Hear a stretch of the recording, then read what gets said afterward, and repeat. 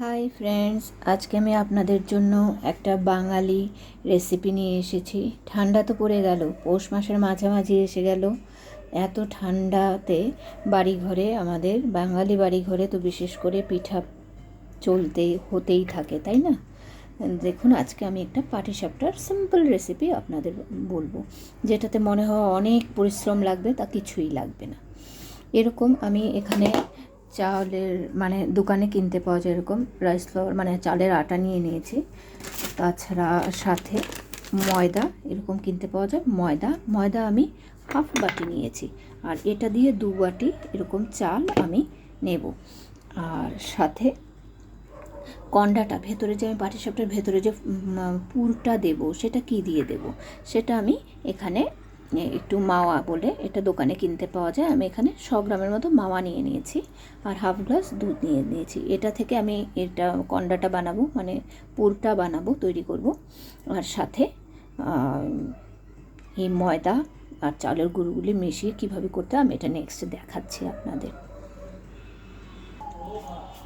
চলুন, আমি প্রথমে কিভাবে কন্ডাটা বানাবো সেটা একটু দেখিয়ে নিই আপনাদের। আমি প্রথমে এখানে যে হাফ গ্লাস দুধটা নিয়েছিলাম সেটা কড়াইতে ঢেলে দেব, ঠিক আছে?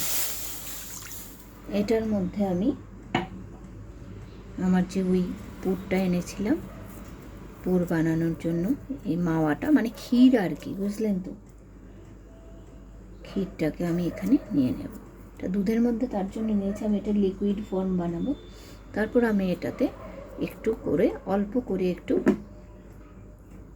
সুজি মেশাবো। এটাকে একটু ধুয়ে নিচ্ছি আমি, সুজিটা আপনাদের দেখাচ্ছি। এটা ততক্ষণে একটু হয়ে যাক। দেখুন, পুরটাতে দেওয়ার জন্য আমি এখানে একটা এলাচ কুটে নিয়েছি, এটা দিয়ে দেব।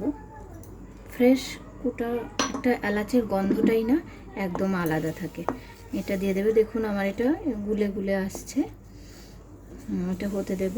আর আমি না এখানে একটু সুজি, আমরা যেটা সুজি বলি আর কি, সেটাকে একটু ধুয়ে আমি ভিজিয়ে রেখেছিলাম 2 টেবিল স্পুনের মতো, সেটা আমি এটার সাথে অ্যাড করে দেবো আর একটু পরে। এটা যখন আর একটু ঘন হয়ে আসবে তখন এটা পুরোটা আমি এরকম এরকম করে মেশাতে থাকবো। তারপর সুজিটা অ্যাড করব। অ্যাড করার আগে আমি আপনাদের দেখাবো। দেখুন, দুধটা যখন এই কন্ডিশনে আসবে, একদম গাঢ় গাঢ় হয়ে গেছে, তখন আমি ওই সুজিটা যে ভিজিয়ে নিয়েছিলাম ওটা অ্যাড করে দেবো একটু, ঠিক আছে? তারপর এটা ভালো করে এরকম মিক্স করে কতটুকু সময় ঢাকা দিয়ে এটা ফুটিয়ে নেব, যতক্ষণ না একটু গাঢ় হয়ে যাবে আর কি। হ্যাঁ, একটু গাঢ় হয়ে যাবে, যাতে পুরটা সুন্দরভাবে হয়ে যায়। পুরটার মধ্যে না 1 চামচ বা আধা চামচের মতো একটু চিনি, 1 চামচ, আধা চামচ না, 1 চামচের মতো একটু চিনি অ্যাড করে নেবেন। তারপরে এটাকে একটু ঢেকে ঢেকে ঢেকে ঢেকে একটু ফুটিয়ে এটাকে গাঢ় করে নেবেন। দেখুন হয়ে এসেছে। আর একটু আসুন এবার তুলে দেখা যাক আমার পুরটা কতটুকু হলো। দেখুন সুন্দর হয়ে গেছে, একদম গাঢ় গাঢ় হয়ে গেছে। ব্যাস এরকমভাবে করে এটাকে ঠান্ডা করে নেবেন। আর এখানে আপনি একটু ঠান্ডা করে এটা নেবেন, আর ওখানে ওটা আমি বানানো দেখাচ্ছি কিভাবে আমি এখন ব্যাটারটা তৈরি করব। আমার পুর রেডি হয়ে গেল, এখন আমি গ্যাসটা অফ করে দেব। এখন দেখুন এখানে যে আমি চিনিটা নিচ্ছি, চিনিটা ওই সেম বাটিটাই দিয়ে নিচ্ছি। এটা দিয়ে আমি 2 বাটি চালের গুঁড়ো নিয়েছি, হাফ বাটি ময়দা নিয়েছি, আর এখানে হাফ বাটি থেকেও একটু কম আমি চিনি নিচ্ছি। চিনিটা, মিষ্টিটা কম হয় ভালো, মিষ্টিটা যদি বেশি দিই তাওয়াতে লেগে যেতে পারে। আমি এটা নিলাম। এখন আমি এটা হাফ গ্লাস দুধ নিয়ে নিয়েছি। এই দুধটা দিয়ে এটাকে ভালো করে ব্যাটারটাকে মিশিয়ে নেব। এটাতে একটু নুন দিয়ে দেবো 1 চিমটি, দিয়ে তারপর ব্যাটারটা ভালো করে মিশিয়ে নেব, ঠিক আছে? চলুন দেখা যাক। আমি 10 মিনিটের জন্য ব্যাটারটা বানিয়ে এটা একটু ভিজিয়ে রেখে দিয়েছি, যেন চিনিটা আমাদের সম্পূর্ণ গুলে যায়। আর আপনারা যদি পাউডার চিনি ইউজ করেন, চিনিটাকে যদি একটু গ্রাইন্ডারে মিক্স করে পাউডার করে নেন তাহলেও হয়। আমি পাউডার করে নিয়ে আমি বড় দানার চিনিটাই দিয়েছিলাম, তাই আমি সেটাকে এখন একটু ভিজিয়ে রেখে 10 মিনিট ভিজিয়ে রেখে আমার দেখুন ব্যাটারটা না পাতলা না ভারী, ঠিক আছে? এরকম হবে। তো আসুন বানানো শুরু করা যাক। তার আগে আমি বলে নিই, একটু তেল নিয়ে নিলাম, সাদা তেল, আর সাথে একটা বেগুন থেকে কেটে নিলাম এটা। আর এখানে আমার কি সুন্দর হয়েছে বলুন তো, আমার পুরটা রেডি হয়ে গেছে, ঠিক আছে? তাওয়া গরম হচ্ছে, এখন এটাতে একটা একটা করে শুরু করব। তো শুরু করা যাক। প্রথমে আমি তাওয়াটা ভালো করে শুকিয়ে নিলাম, তারপর এটা দিয়ে তেলটা একটু লাগিয়ে নিলাম, ভালো করে লাগিয়ে নেব যেন আমার পিঠাটা লেগে না যায়।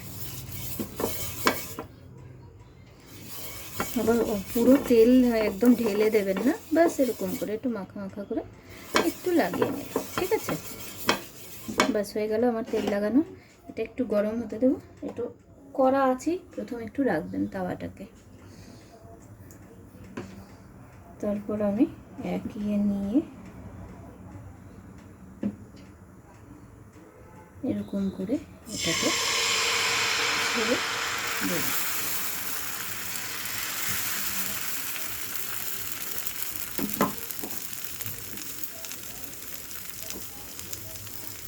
দেখুন আমি তাওয়াতে এটা দিলাম, তারপর এখন পুরটা অ্যাড করব। যখন এটা একটু ধরে আসবে, মানে একটু এটা দেখুন ছিদ্রগুলি আসছে, এটা আসা জরুরি। এটা যখন আসবে থোড়া একটু কম আঁচে করবেন, হ্যাঁ, খুব বেশি আছে না, এরকম হয়ে আসছে, টানটা ধরে আসছে, তখন আমি এটার মধ্যে পুরটা ইউজ করব, ঠিক আছে? একটা সাইডে আমি পুরটা দিয়ে দিলাম, দিয়ে এখন আমি ধীরে ধীরে এটাকে পাল্টানোর চেষ্টা করব, ধীরে ধীরে, খুব ফোর্সফুলি না। এখন আমি তেলটা লাগিয়ে নিলাম, তারপর আমি আরও একটা পিঠা বানাচ্ছি, আমি আরেকটা পাটিসাপটা বানাচ্ছি। দেখুন কীরকম করে এটা নিলাম, এটাকে এরকম দিয়ে দিলাম।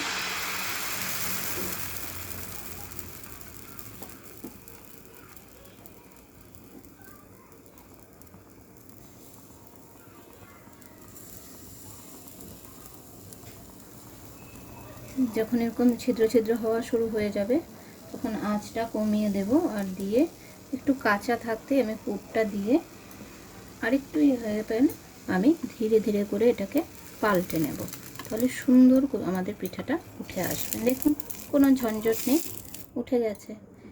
এরকমভাবে আমি বানাচ্ছি, আরেকটা বানিয়ে দেখাচ্ছি আমি আপনাদের। তুরন্ত আমি একটু তেল দিলাম,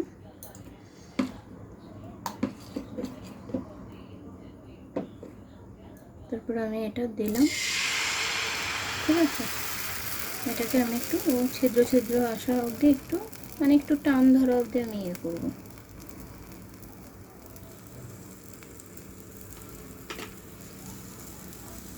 দেখুন টানটা ধরে এলো, আমি একটু কাঁচা থাকতে আমি এটাকে করবো, আর একটু টানটা ধরুক।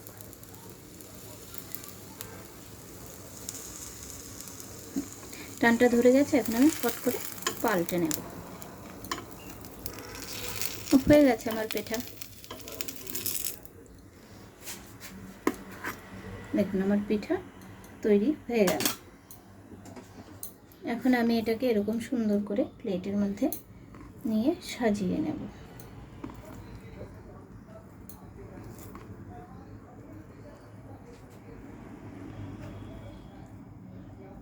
দেখুন আমার পিঠাগুলি পুরো সাজিয়ে নিয়েছি, পুরো কমপ্লিট হয়ে গেছে বানানো। এইভাবে পাটিসাপটা খুব ইজিলি আপনারা ঘরে বানাতে পারেন। আর বাঙালি ঠান্ডায় এসে গেছে, বাঙালি পৃথিবীর যেই কোণাতেই থাকুক, পৌষ মাসের মাঝামাঝিতে পিঠা পুলি না খেলে হয় না। তো পাটিসাপটার মধ্যে একটা কমন রেসিপি, তো সেটা আমি বানালাম। খেয়ে অবশ্যই বলবেন কীরকম হয়েছে। যদি ইউটিউব থেকে দেখছেন আমাকে, তাহলে আপনারা সাবস্ক্রাইব করবেন, একটা লাইক দেবেন, শেয়ার করবেন, আর কমেন্টে জানাবেন যে কীরকম হলো। আপনারা ঘরে বানিয়ে দেখে খেয়ে বলবেন আমাকে। আর আগে ফেসবুক থেকে আপনারা দেখছেন, তাহলে আপনারা ফেসবুকে লাইক, কমেন্ট, শেয়ার পুরোটাই করবেন, আর আমাকে ফলোও করবেন। আর কীরকম হলো কমেন্ট করে আমাকে জানাবেন। ধন্যবাদ। আপনাদের ব্লেসিংস আর গুড উইশ দুটোটাই আমার খুব জরুরি। ধন্যবাদ।